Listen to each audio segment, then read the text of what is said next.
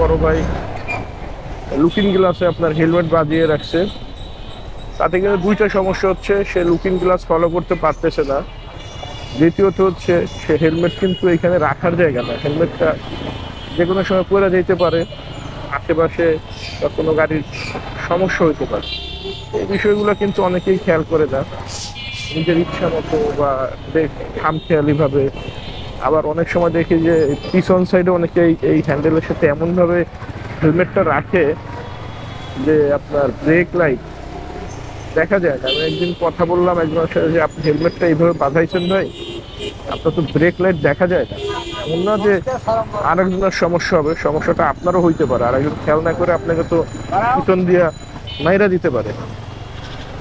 তো সে বললো ভাই আমার তো লাইট আছে, অনেকে তো লাইটই নেই, এ হয়েছে খামখেয়ালি। তো নিজের জায়গার থেকে যদি এই যে অত উল্টা পাস, নিজের জায়গার থেকে যদি নিজে ঠিক হই তাহলে কোনো সমস্যা হওয়ার কথা না। ওনার পিছন পিছন আমি অনেকক্ষণ যাবত আছি, একটা লুকিং গ্লাস দিয়ে আসমান দেখতেছে, আর একটা ব্লক করে রাখছে হেলমেট দিয়ে, আর ডানে বামে যেদিকেই যাক কোনো সিগন্যাল দেওয়ার প্রয়োজন মনেই করে না।